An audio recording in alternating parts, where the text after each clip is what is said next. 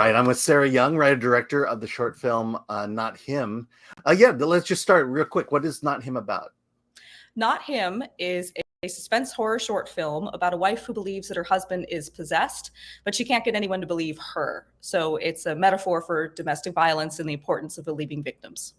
Yeah, so it's like, okay, so I'll say this. The best fantasy, the best science fiction, the best horror are the ones that kind of find its connection with humanity and real human, but with people and their personalities, and you delve directly into to domestic abuse. I assume that's intentional. And what were kind of the ideas from that made Not Him a short film? Yeah, I agree. I'm a huge believer in genre filmmaking as a great vehicle to tell complicated stories in an accessible way.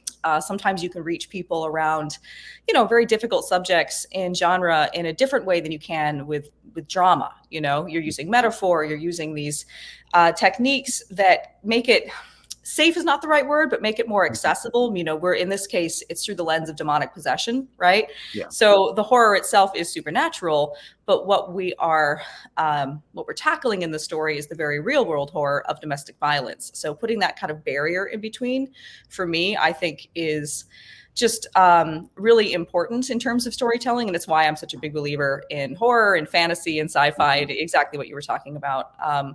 In terms of this film, I'm primarily a director. So this was the first time that I decided to write my own script and really make a short that felt like sort of me as a filmmaker on a plate. So I knew I wanted it to be genre. And one night I had a nightmare that was pretty much shot for shot the opening of the short, which led me into writing about this wife who realizes that her husband is no longer the man that she thought he was.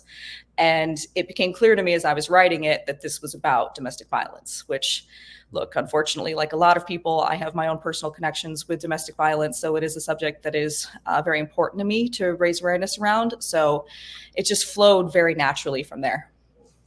Yeah, I mean, you kind of answered my next question in the sense of, we do write from personal connections, but I mean, how did if you could just elaborate a little bit on how you used horror to kind of connect this issue and your story as well.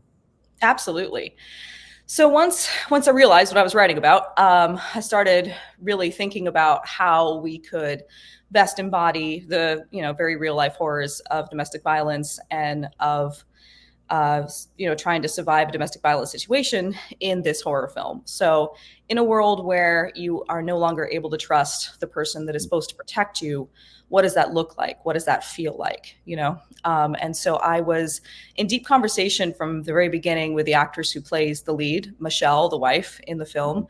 And we had a lot of conversations around just what we could do in 15 minutes, right? It's a short, so you have the challenge of not a lot of time, but what we could do to really capture that feeling of not being believed, of being gaslit, of being threatened, right? Like one of the techniques that's used in the film is the demon threatens to kill the real John if she tries to leave. So, sadly, threats of self-harm are one of the very common manipulators in a domestic violence situation.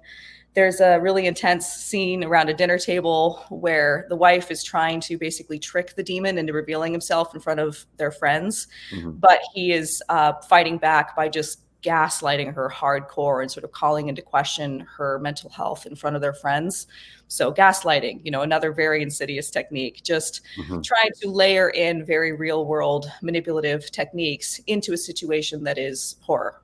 Yeah, I mean, quite frankly, just you talking about it reminds me of the feelings and emotions I had while watching the film, and especially from the perspective of the husband. It's like, oh man, because I know people and I've seen stories like this, and to have kind of wrapped it up in that horror genre, it was like, oh my god, this is perfect. So let me ask you about casting. Where did you find? I mean, you talked about a little bit about the lead. Where did you find her, and also the husband? I believe he kind of came late in the process. He did. That's right. Yeah, my casting. I'm so grateful for the cast I ended up with in this film. Tori Ernst, who plays Michelle, the wife. Mhm. I was in my mind as I was writing the character. So, like I said, she came in very early and was very active in conversations with me as we put the script together. But Catherine Shin, who plays Kim, her best friend, and Ryan Nicholas Cooper, who plays Joe, the extremely oblivious husband of the best friend, also came on pretty early. The three of them were in grad school with me. I have my master's degree in directing from the New School for Drama. We all graduated in 2019 and had an interesting 6 months before the pandemic hit and Yeah.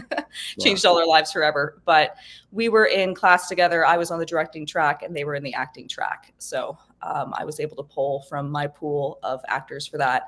But for the husband, for the demon, John, I didn't really have anyone in my sort of general casting that fit the bill. So we did a cold casting call on Backstage, which is it's a online Yeah. magazine that actors use, if anyone doesn't know, to find opportunities. So we did a casting on Backstage, and we got a lot of really wonderful submissions. But Charlie McElveen, who sent in a tape, was just phenomenal and had an incredible audition with Tori Ernst, and is just a wonderful human being, which is a huge bonus when you're casting a role that's going to be this dicey. It's somebody that you really need to be able to trust in the room with your actors and know that they're going to be able to approach something this intense safely. Yeah, and that leads brilliantly into my next question. But I mean, it's there are I don't know if intimate is the right word, but there are intimate and physical moments that really have to be navigated carefully. What were kind of, how do you navigate that as a director, and to make sure everyone is feeling safe while at the same time getting the very unsafe performance you want? That's a fantastic question. Yeah, I'm a huge proponent for safety on set, mental safety, physical safety, just making sure that filmmaking is incredible, but at the end of the day, it's a job, and everyone needs to be safe and taken care of. So we had an incredible fight director named Nigel who came in and worked with me very closely in terms of choreographing the fight sequence, Mhm. the physical abuse between John and Michelle. And so that was just very carefully choreographed, very carefully shot. We made sure that everybody knew what they were doing, everybody felt safe. Mm. And so, it was an intense sequence, but it's very mathematical, honestly, once you're Yeah. in the room, figuring out the sequencing and figuring out the movement. So that went, it was just approached with caution and with an incredible fight director. For the other physical moments that happen, and even some of just honestly the emotional abuse that takes place in the film, was also kind of intense to experience for the actors and for the crew. Frankly, we were all getting kind of secondhand gaslighting stress, especially during the dinner scene. That was really just about having very open conversations in pre-production with everyone, not just the actors, but with the crew as well, about like, this is what we're tackling in this film. There may be things happening that might make you feel a certain way, and I just want us all to understand that we have the option to step off of set, to let me know that we need a break. Just making sure that people felt empowered to step away if it was feeling overwhelming. Yeah, I mean, we've on our channel and on our site, the idea of intimacy coordinators comes Mm-hmm. up a lot, and to me, it was not necessarily the role, but it was just the idea that actors come in with their eyes wide open, knowing Yes, exactly what is expected of them and what is going to happen, and that absolutely. there's zero surprises on the day of Absolutely. shooting. And we billed Nigel as fight director, but really they were also functioning as an intimacy coordinator. And that's actually Mhm. something I would do differently now. At that time, intimacy coordinators, I was aware, but it wasn't quite as common as it is now. If I was to make this film again, I would have an intimacy coordinator there the whole shoot if I could manage it, because I fully agree. I think it's a really valuable thing to have on set. Yeah, yeah. Like I said, no surprises, zero Mhm. surprises. Exactly. No, it's Yeah. it's choreographed, it's planned. We all know what this is. What this is. It's a job. Mhm. So, let me see. I mentioned in my review of your short, is there an idea that it would become a feature? Is that something you play with, or is, and then if it yes, is it the cart before the horse? Was this kind of the the proof of concept, or can you talk a little bit about that? Absolutely. When I wrote it, it wasn't intended as a proof of concept. It was just a standalone story. However, due to the nature of what we were tackling, I didn't want the ending to feel complete, like tied up in a bow, like everything Mhm. solved in 15 minutes. Like the domestic violence is a very complicated situation. And it felt really important to me to have the ending be satisfying for the short, but make it clear that these characters are not out of the woods, that there's going to be a Mhm. journey involved with this. Yeah. So I did write it with kind of an open ending. Mhm. It doesn't satisfy, it's not a everything's done type ending. It Yeah. does lead into something else. So at the time I wrote that because to me it served the story. But once I started screening it, it turns out that people kept coming up to me going, so what happens next? They really wanted to know, what's the next scene? Where do you go from here? And I Yeah. started to think, well, actually, that sounds like a really interesting question. I'd love to explore that. So my team and I are putting together the script. We are putting together the pitch deck. We are in very early stages of conceiving what Not Him the Feature would be. But I am excited about it. I've had incredible audience reactions, and I do think that there's very much a space in the horror genre to do a film that does for domestic violence what Smile does for mental health, what Mhm. Babadook does for grief. I think that it's a subject that is very, very right for a horror feature. And I think that the story absolutely can continue. It'd be interesting to see what came before. I think it is ripe to continue. Yeah. I mean, I will say, it's a great short, and a lot of the reasons why is the ones you brought up is the fact that you didn't need to have a clean ending. That's the beauty of shorts. Also, you are going for that emotion, connecting people with the subject matter through horror, and I think that's also why it's such a great short. Thank you. So yeah, I mean, I'll ask you this: you said that you were a director mostly, and this is your first foray into acting. I'm sorry, into writing. Right. What what what uh, I'm going to ask the question from the standpoint of our audience, who are many of which are filmmakers. Hmm. But what said that, okay, now's the time to write something, and what were the kind of the challenges you had as a director to enter this realm of writing? It's a great question. I'm primarily a director. That's been my background. I started out actually in opera directing, and then theater directing, and then into film directing. So it's been a very interesting journey through genres for me. But directing, was my primary focus. That's what I have my degree in. However, while I was in school, I did take some writing classes, and I've always been interested in writing. It just was never my primary focus. But as I started becoming a director for hire, and I'm so grateful for the opportunities I've had. I've directed many shorts for writers, for actors, for people bringing me on to execute their vision. And of course, I always bring my full self to that, but it's a different situation, right? I'm serving the story, I'm serving the writer. And so I was a couple years into making films, and I sort of realized that I felt like I was at a place in my career where I needed a film that was really fully me, Sarah Young, the filmmaker, Mhm. from top to bottom. I live and die on my decisions. I can't be like, well, the writer chose this thing, because now I'm the writer. So I felt like it was time for me to just have it be sort of my signature move. Mhm. So yeah, like I said, I was casting around for what is it that I want to do, and this idea occurred to me, and it flowed pretty easily. And now I'm in a situation where I need to keep writing, and it's been an interesting challenge because Mhm. it's a very different muscle. Yeah. Like I have a lot of ideas. I have a lot of ideas, not him. I have some other horror features that I'm working on as well. I have a comedy horror pilot that I'm working on, and it's just a different discipline. Being a Mhm. writer, finding what routine works for you, finding how you sort of challenge writer's block. It's been an interesting journey to sort of accept that part of me exists now and needs to Mhm. continue to exist. Yeah. It's an identity shift, really, has been more than anything. Well, I'm curious, like when you were writing Not Him, Mhm. I would imagine in terms of the look, how you shoot it, how scenes are shot are constantly going in your mind as you're writing it.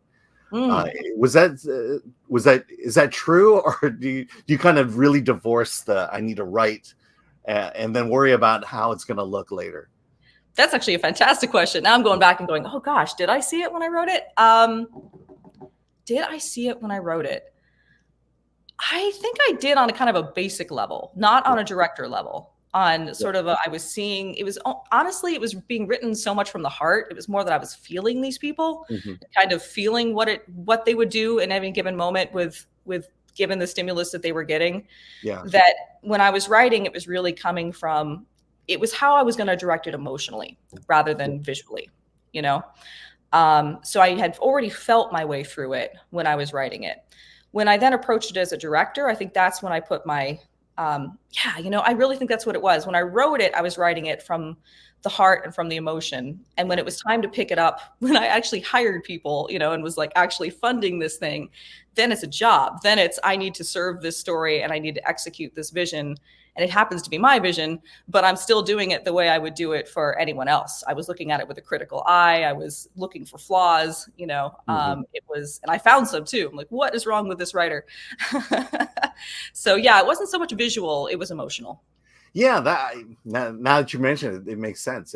I think as a writer, you are hyper aware of the emotional beats versus the visual beats of the film, and I think, and especially for this one, you've really got to nail those emotional beats down. And like I said, great job. Thank you, I appreciate that. So let me ask you this then: what you have a friend who wants to get into directing or filmmaking?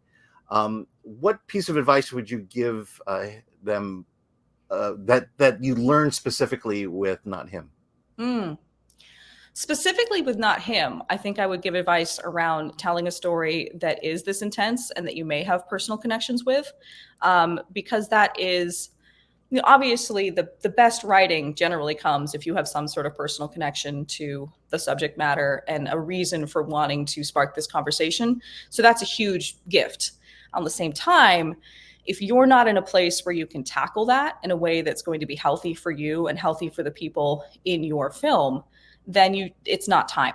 It's time for you to get your support network in place. It's time for you to do what you need to do in order to get yourself to a place where you can approach something, even if it has very personal or very deep connections to you, that you're going to be able to approach it in a way that is as a storyteller, and is going to be healthy for everyone around you. So specifically for this film, it would be about the importance of mental health and about making sure that you are in a place to tackle that in particular subject. If not, just wait, just tackle something else, do what you need to do to get yourself to the place where you can tell that story in a way that's going to best serve it. Absolutely. Okay. Well, you mentioned you have a YouTube channel. Do you want to plug that or? I do. It is very separate from my filmmaking. However, I will absolutely plug it. It's a PC Builder.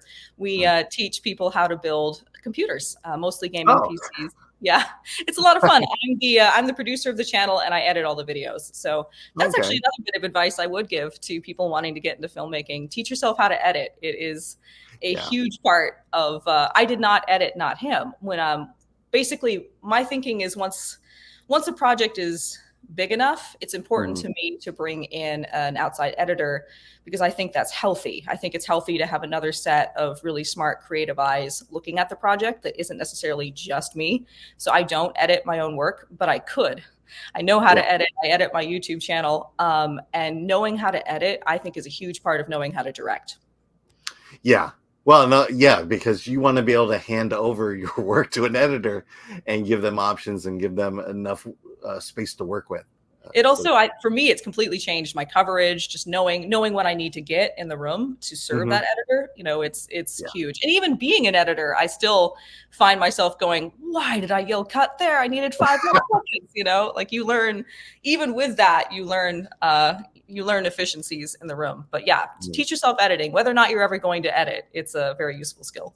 Yeah, and I will go to your channel because my mom, she passed away a little while ago, but she built all my computers. Aww. And now that she's gone, I need to learn to do it myself. Well, hit me up. We can help you out. All right. And so lastly, where is Not Him? How can we see it? Is it on the festival circuit? How are we? How we doing? Yeah, we're doing great. I am so grateful that it's getting the run that it is, and it's fascinating too. I'll just say we are playing in the horror genres, but we're Mhm. also playing in very regular drama focused fests. We're playing in perfectly normal drama blocks. We're playing in kind of thriller blocks. It's been a really interesting mix because even though it is technically, I think of it as a horror film, Mhm. other people are seeing it as a piece of drama, which is fascinating to me. So that's been a really interesting thing to experience, is very different audiences experiencing this film. So we Yeah. are still on the festival circuit. Sorry, I didn't mean to cut you off. No, I'm just saying that's a testament to a good movie is when it can play in the genre and the drama categories, which it definitely does. Yeah, I Um, appreciate that. are you on the tail end of it, or are you how long far down the festival road are you? It's a great question. I assumed we were at the tail end. We premiered at the Soho International Film Fest in New York City in September of last year, and I kind of assumed that we were sort of wrapping up our run and kind of going to transition into focusing on the feature development. But we just got a yes from Breckenridge Festival in Colorado and a yes from the Albuquerque Music and Film Festival in September. So we still have life at least through the fall. So if you'd like to follow the film's journey, the best way is on my Instagram. It's Sarah Young SF, Sarah with an H, Sarah Young SF. Oh, it's right there in the title. And I will certainly be announcing the film as it pops up in festival screenings throughout the country. And then, at some point post that, we will start thinking about distribution, about where we want it to live. So once the festival circuit is complete, we will be working to make it available to the general public. But that's a little complicated right now because we are working on developing the feature as well. So if we all manifest it, maybe people will experience it in a feature not too long from now. All right. Well, thank you very much, Sarah, for joining us. I appreciate not only the film, but just the wisdom you brought, just the filmmaking process. But so thank you for that. Thank you. It's been a pleasure.